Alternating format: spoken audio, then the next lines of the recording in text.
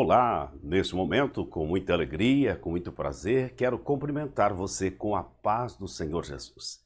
Vamos para essa oportunidade, mais uma aula sobre o tema A Cura do Cego de Nascença.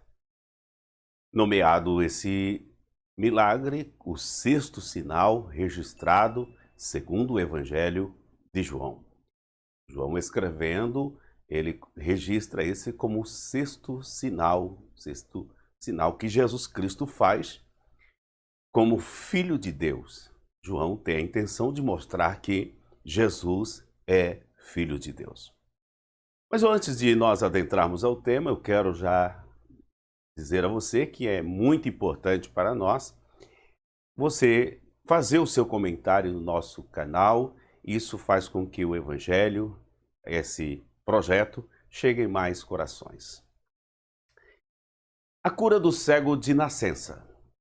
Então, o texto em João capítulo 9, versículo 1 ao versículo 7, nós vamos para esse texto que com certeza falará muito aos nossos corações, e eu quero convidar você para que acompanhe também com a sua Bíblia, porque temos muita informação para passar nessa cura desse cego que Jesus Cristo fez, um cego de nascença.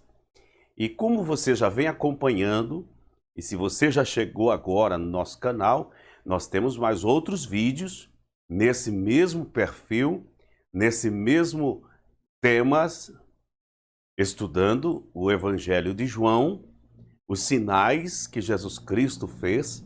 Então, você pode procurar, está em uma playlist, uma ordem, e são enumerados. Logo, você tem a condição de assistir na sequência. Nós hoje vamos estar trabalhando esse tema, a cura de um cego de nascença. No texto de João, capítulo 9, versículo 1 ao 4, encontramos dizendo assim: caminhando Jesus viu um homem cego de nascença. E os seus discípulos perguntaram: Mestre, quem pecou, este ou seus pais, para que nascesse cego? Respondeu Jesus: nem ele pecou, nem seus pais, mas foi para que se manifestem nele as obras de Deus. É necessário que façamos as obras daquele que me enviou, enquanto é dia. A noite vem, quando ninguém pode trabalhar. Esse texto da cura e continuação do Evangelho de João, nós vamos para o capítulo 9, versículo que dá sequência o versículo 5, dizendo: enquanto estou no mundo, sou a luz do mundo. Dito isto, cuspiu na terra e, tendo feito lodo com a saliva, aplicou aos olhos do cego, dizendo-lhe: vai, lava-te no tanque de Siloé, que quer dizer enviado. Ele foi, lavou-se e voltou vendo. Então, o texto de João, capítulo 9, do versículo 1 ao versículo 7, nós temos esse texto que chama-nos a atenção. Antes de mais aprofundarmos a cura do cego de nascença, vamos dizer que esse fato aconteceu Jesus já estando em Jerusalém. É muito importante você observar os detalhes da leitura sagrada, que agora Jesus está em Jerusalém. É dito que estava bem próximo à festa e Jesus então vem para Jerusalém. E aqui temos a figura onde nós temos o templo de Jerusalém nessa parte, na região. Temos a cidade de Davi nessa figura e temos o tanque de Siloé. Então foi exatamente quando Jesus faz o milagre, a cura ali do cego. Ele pediu que o cego lavasse aquela saliva, aquele lodo com saliva, que aplicou nos olhos do cego, e disse, vai e lava lá no tanque de Siloé. Exatamente. Então vemos aí essa maravilhosa reação que temos como Jesus faz uma cura, mostrando o poder sobrenatural e usando vários meios para mostrar à humanidade que ele é a luz do mundo. Então ele veio realmente para dar luz ao mundo. Esse é o objetivo central, o ponto central desta mensagem, a cura do cego de nascença. Para que nós entendamos esse texto de João capítulo 9, precisamos dar uma recorrida aos fatos que antecederam a cura do cego. Fatos antecedentes à cura do cego. Observe que em Mateus capítulo 14, versículo 34 a 36, e também em Marcos capítulo 6, versículos 53 e 56, nós temos aqui um ato que aconteceu antes, bem antes da cura do cego. Exatamente quando, depois do ocorrido de 6 e 16 de João. Lembra quando Jesus andando sobre as águas, que foi a nossa lição anterior. Então Jesus, após terminar, chegando em terra com os seus discípulos, conforme registrado, João capítulo 6, versículo 16 ao 21, Jesus, quando andando sobre as águas, aparece aos seus discípulos. Logo naquele momento, ele chega à cidade de Genezaré, isso bem próximo ali, a cidade de Genezaré, Cafarnaum, e isso você pode, na sua Bíblia, ou registra aí, Mateus capítulo 14, versículo 34 ao 36, Marcos capítulo 6, versículo 53 ao 56, também registrando esse fato que Jesus chega na cidade de Genezaré. Mas encontra-se também que Jesus, ele vai andando sobre as águas, os discípulos já estão chegando a essa proximidade da Galileia, ali passando do outro lado. Também em João capítulo 6, versículo 22, que é a sequência de João 21, 6, 21, versículo 22 ao 59, nós encontramos que Jesus fala à multidão em Cafarnaum, principal cidade da região, e se apresenta como o pão da vida, o verdadeiro pão do céu dado pelo Pai. Então nós temos o texto de João na continuação do capítulo 6, versículo 22 e 59. Isso Jesus já tinha passado para outro lado e já tinha feito a multiplicação dos pães, que nós tivemos falando também, a multiplicação dos pães. Jesus passa a noite orando, os seus discípulos vão para a Cafarnaum e Jesus chega pela madrugada andando sobre as águas. Aquele dia, Jesus já está nessa região da sua casa, que era Cafarnaum, Genezaré. Então, todas essas regiões que Jesus Cristo fez grandes milagres ali quando chegou. E a Bíblia acrescenta, o Evangelho de João acrescenta que muitos milagres foram realizados por Jesus, todavia, nem todos eles estão registrados. Esses fatos que aconteceram logo após Jesus ter chegado ali do outro lado do mar de Tiberíades, onde ele tinha chegado com os seus discípulos.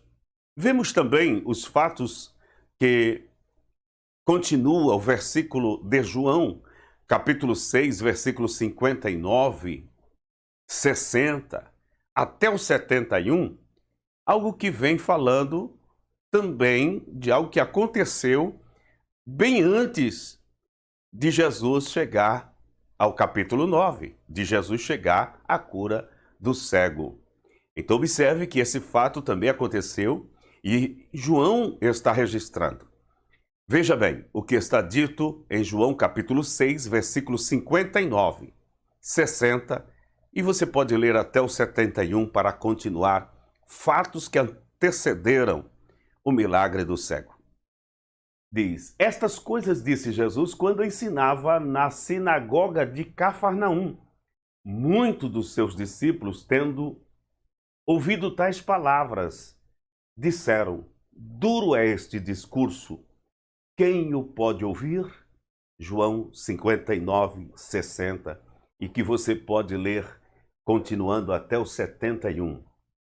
O que entendemos aqui? Muitos discípulos abandonam Jesus.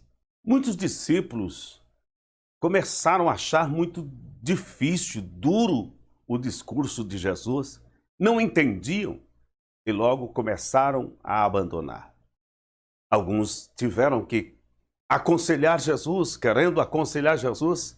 Jesus olhou para principalmente Pedro e disse: vocês querem também? E ele, revelando, disse: para onde iremos nós, se só tu tens palavras de vida eterna? Então Jesus está ali junto aos discípulos, que o texto diz, ensinando na sinagoga de Cafarnaum. Continua falando sobre ele como um pão vivo que desceu do céu. E ali acontecem muitas dissensões. Os discípulos mesmo, muitos deles, quiseram abandonar. Jesus, então, logo ao fechar esse fato, Jesus deixa a Galileia e vai para a região de Tiro e Sidom, que é o outro lado. Observe, então, o texto que diz: partindo Jesus dali, retirou-se para os lados de Tiro e Sidom, e eis que uma mulher cananeia, que viera daquelas regiões, clamava: Senhor, filho de Davi, tem compaixão de mim, minha filha está horrivelmente endemoniada. Nós encontramos o texto de Mateus 15, 21, 22, que é a sequência dos relatos, tanto quanto Marcos capítulo 7, versículo 24 ao versículo 30. Observamos que Jesus está na região de Tiro e Sidom. Dá uma observada na questão do mapa. Nós temos a região do mar da Galileia, que está aqui Tiberíades, Betsaida. Nós temos então Cafarnaum. Provavelmente Jesus sai de Cafarnaum e vai para a região de Tiro e Sidom, que são cidades portuárias, cidades bem movimentadas, na questão que estava margeando ao mar Mediterrâneo. Então, Tiro e Sidom, a cidade cirofenícia, né? Então, nós temos lá em cima, aqui nessa setinha, observando a condição desse mapa. Logo, Jesus faz milagres aqui, como o da mulher cananeia, que ela está pedindo socorro, compaixão ao Senhor, pois a sua filha estava endemoniada. Lembra desse fato? Continua lendo aí, porque Jesus Cristo faz algo extraordinário para esta mulher que não pertencia à linhagem dos israelitas. Era uma mulher considerada gentílica das cidades que estavam ali de Tiro e Sidom. Jesus está muito além de atender somente aquele povo da Galileia, os judeus. Ele quer atingir mais pessoas. E agora ele está chegando a uma região cirofenícia, aonde, considerado pelos judeus como pessoas que não teriam valor. Todavia, esta mulher estava crendo que Jesus poderia resolver o seu problema quando a sua filha estava endemoniada. A região de Tiro e Sidom. Logo após terminando Tiro e Sidom, Jesus não ficou muito tempo. Ele volta para sua casa, volta para as cidades de Cafarnaum e Genezaré. Observe que, vamos observar agora, Jesus volta para a sua cidade, Cafarnaum. De volta à Galileia. Jesus de volta à Galileia. Observe em Marcos capítulo 7, versículo 31, está dito: de novo se retirou das terras de Tiro e foi por Sidom até o mar da Galileia, através do território de Decápolis. Marcos capítulo 7, versículo 34. Observe que Jesus está então retornando, ele sai das terras de Tiro e de Sidom e vem novamente para o mar da Galileia. Desta feita, ele vai para Decápolis, isto fazendo parte daquela região que está além do mar. Do lago, quando nós temos Decápolis, temos também Gadara, que é as terras onde Jesus Cristo estava. Marcos capítulo 7 está registrando o versículo 31, que ele deixou as terras de Tiro e for por Sidom até o mar da Galileia. Observe que Jesus está voltando.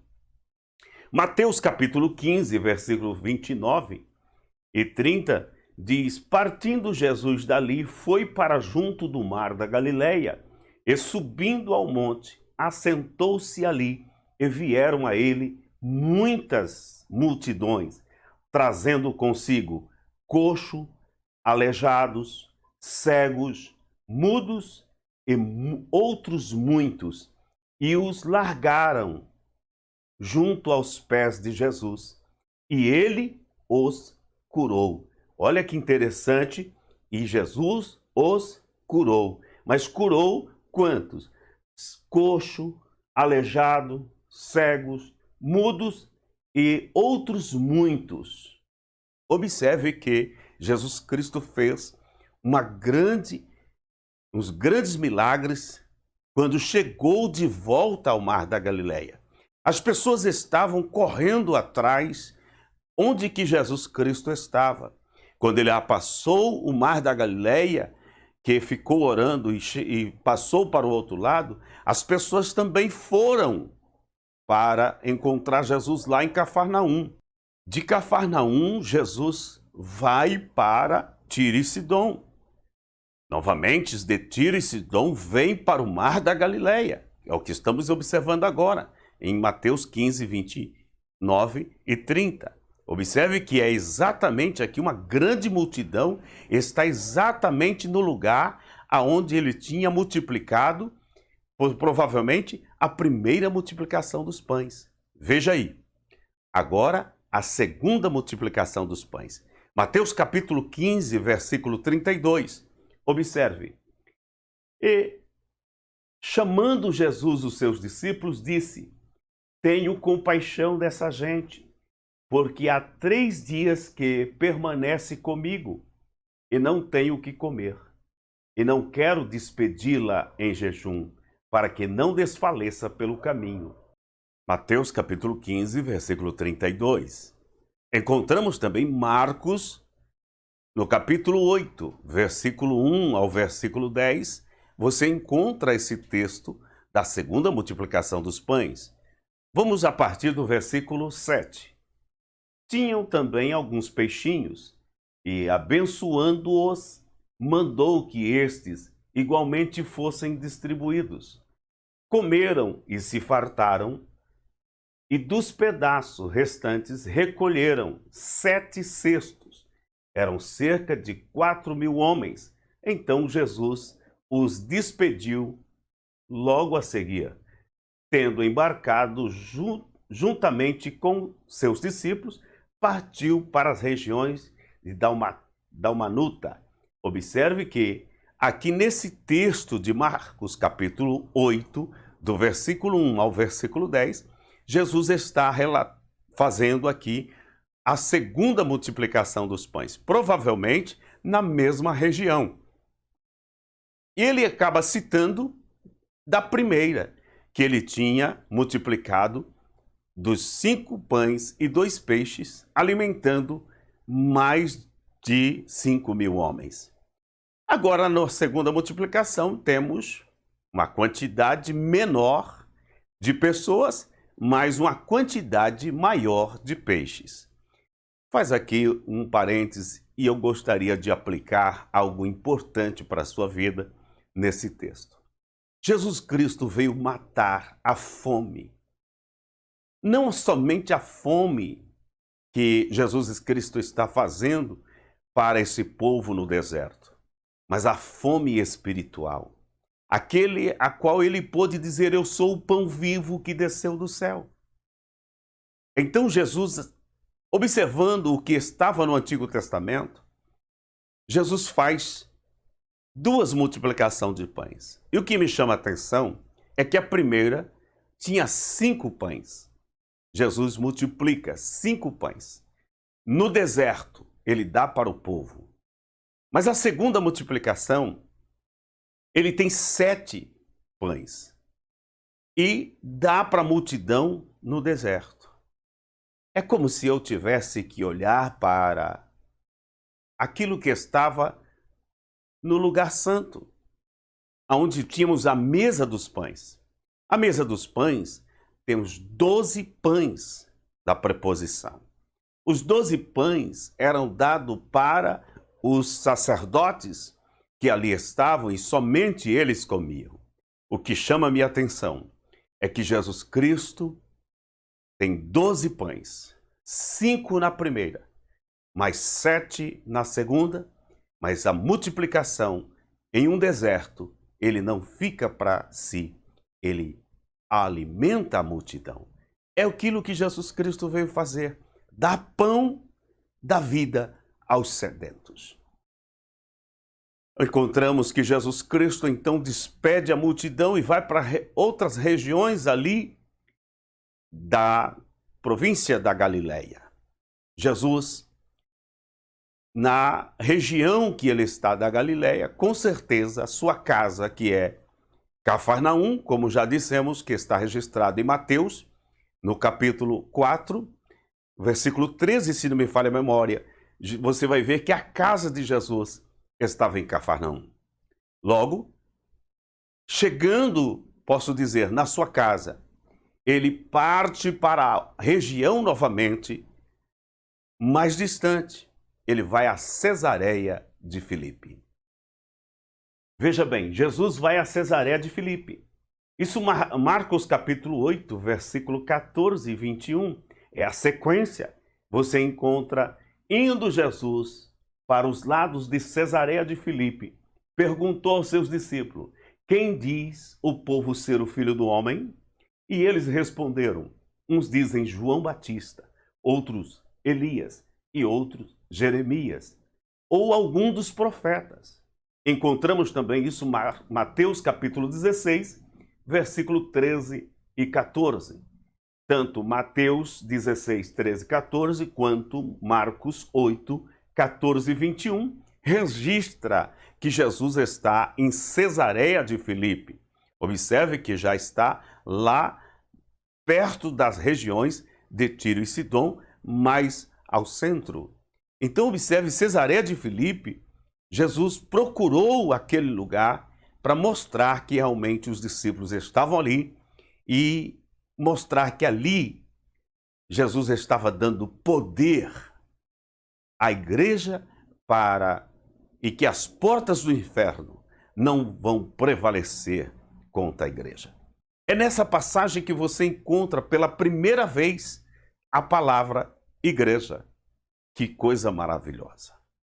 Jesus permaneceu por algum tempo pelas cidades da Galileia, evitando ir à Judéia, pois os judeus procuravam matá-lo. Então observe que Jesus procurou ficar toda essa região entre Galileia, as terras de Tiro e Sidom, Cesareia de Filipe, e dentro desse período fazendo milagres e maravilhas.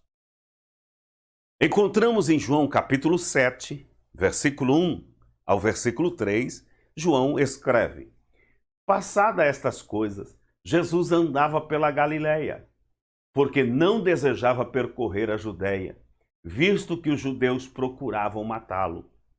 Ora, a festa dos judeus, chamada de festa dos tabernáculos estava próxima.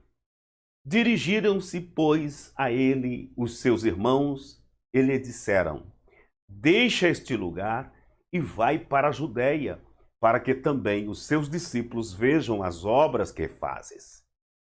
Queridos, olha que coisa maravilhosa encontro no texto de João capítulo 7. Jesus estava na região da Galileia, depois de ter feito todos esses milagres. Sabendo que os judeus estavam ferrenhamente procurando para matá-lo, mas desta feita, Jesus deu como se não tinha interesse de ir para a festa dos tabernáculos.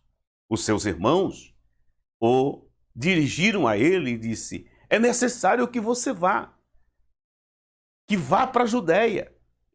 Eles ali começaram a falar porque viam que Jesus Cristo, parece a dúvida também entrar no coração dos seus irmãos e dos discípulos. Logo, eles queriam dizer que essas obras que Jesus Cristo estava fazendo deveria ser notório a muito mais pessoas e principalmente em Jerusalém. Jesus deu dizendo a eles que não era chegado o tempo ainda. Observe o versículo 6. João, capítulo 7, versículo 6. Disse-lhes, pois, Jesus: o meu tempo ainda não chegou, mas o vosso sempre está presente. João, capítulo 7, versículo 6. Interessante que Jesus deu que não iria à festa. Os seus irmãos saíram, alguns deles já foram para a festa dos tabernáculos. Esta é uma festa muito grandiosa entre os judeus, pois é quase semelhante à festa da Páscoa, a festa dos tabernáculos, a festa das primícias. Então, era muita gente na região de Jerusalém. Mas chamamos a atenção que Jesus vai para a festa. Em João capítulo 7, versículo 9 e 11, você encontra no texto: disse-lhe Jesus estas coisas e continuou na Galileia. Mas, depois que seus irmãos subiram para a festa, então subiu ele também, não publicamente, mas em oculto. Ora, os judeus o procuravam na festa e perguntavam: onde estará ele?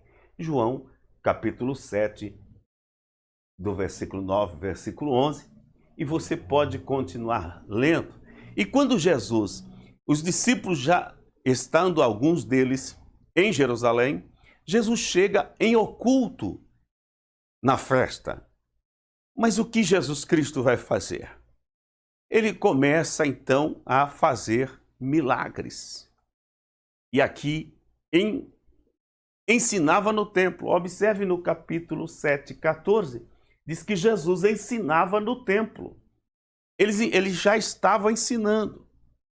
No capítulo 8 de João, observe que os escribas e fariseus trouxeram-lhe uma mulher adúltera. João 8, do versículo 1 ao versículo 11, você vai encontrar o texto que Jesus Cristo está ensinando no templo. A autoridade com que Jesus ensinava era muito grande, pois o poder de Deus atuava nos seus ensinos, a qual os escribas, os fariseus, ficaram como sem condições de pegar Jesus, de matar Jesus. Então eles tentavam buscar alguma ocasião.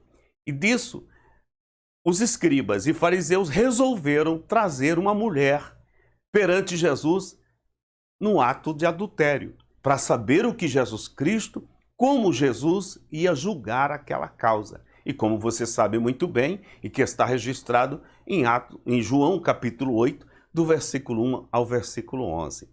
Tudo isso eu quero mostrar que acontece em João capítulo 8, porque vamos agora para o capítulo 9, né? Onde Jesus cura um cego de nascença. Isso que me chama a atenção, que todas essas coisas aconteceram no ministério de Jesus. A cura do cego de nascença. Observe que ainda assim, em João capítulo 8, versículo 12, observe que diz assim: todos os milagres de Jesus também apontavam para quem ele era.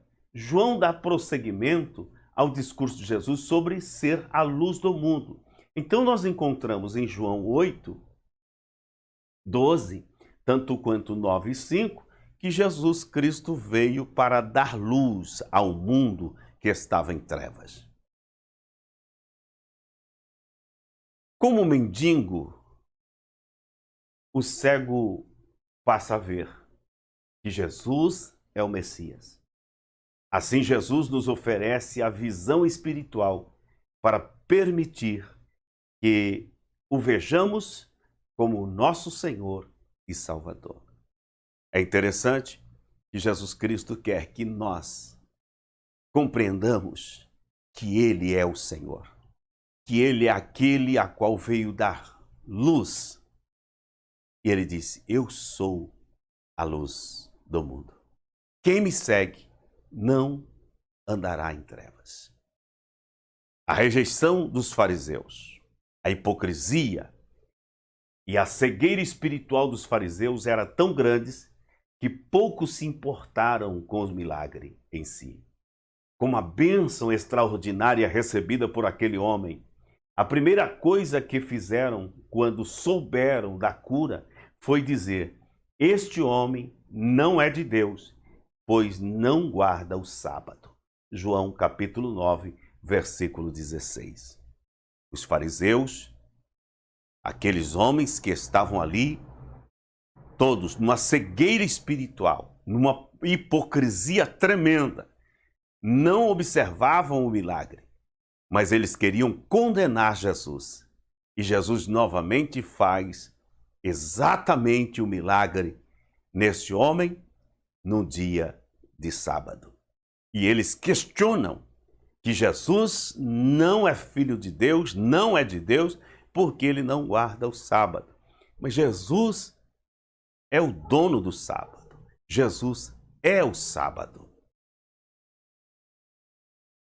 A fúria dos fariseus. No capítulo 9 de João, encontramos o texto que diz no versículo 24. Então chamaram pela segunda vez o homem que fora cego. E lhe disseram: dá glória a Deus. Nós sabemos que esse homem é pecador. Ele retrucou: se é pecador, não sei. Uma coisa sei, eu era cego e agora vejo. Na continuação do versículo 39 e o 40, Jesus, encontrando aquele homem, prosseguiu Jesus: eu vim a este mundo para juízo, a fim de que os que não veem vejam, e os que veem se tornem cegos. Alguns dentre os fariseus que estavam perto dele perguntaram: acaso também nós somos cegos? João capítulo 9, 39 e 40. Nós encontramos os fariseus, aquela turba que estava ali procurando a intenção de matar Jesus, pois a partir de então Jesus começa já, desde Cesareia de Filipe, falar da sua morte, anunciar como aconteceria. E Jesus agora, depois dessa cura do cego de nascença, nós vemos que ele está por ali andando, curando, fazendo milagres.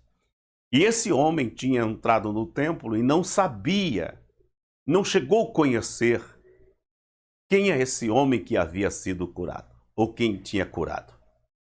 E então, quando estavam lá, vendo que era aquele homem cego, os fariseus procuraram seu pai para saber se tinha nascido mesmo de nascença. E ele que interrogou seu pai, dá a entender que esse homem, esse cego ainda era talvez de tenra idade, não muito idoso, porque eles não sabiam. E quando o pai responde que ele tinha idade para responder naquilo que... Então ele já era de maior, vamos dizer.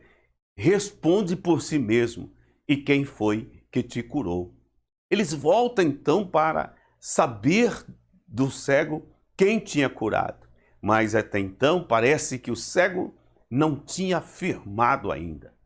Só depois Jesus se identifica com aquele homem, encontra aquele homem que tinha sido curado e ele disse: eu vim a este mundo para juízo, a fim de que os que não veem vejam e os que veem se tornem cegos.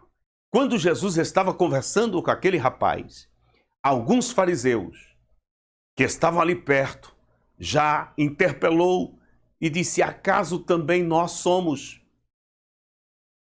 cegos?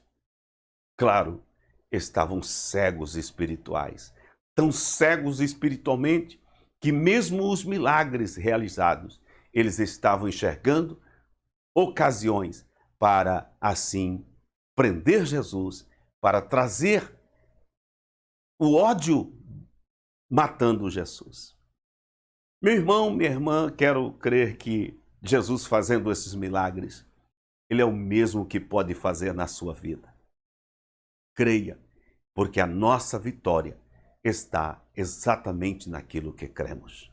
Se cremos que Jesus Cristo é o que veio para dar luz, então caminhemos nós na luz, porque quem anda na luz, como ele na luz está, nós temos comunhão com o Senhor. E o seu sangue nos purifica de todo o pecado. Quero e espero ter te ajudado numa compreensão de alguns textos bíblicos. E se você ficou conosco até agora assistindo esse vídeo, deixe o seu like, o seu comentário para nos ajudar no nosso canal. Que Deus em Cristo lhe abençoe. Prometo voltar no nosso próximo encontro, se Deus assim nos permitir. Até lá, na paz do Senhor.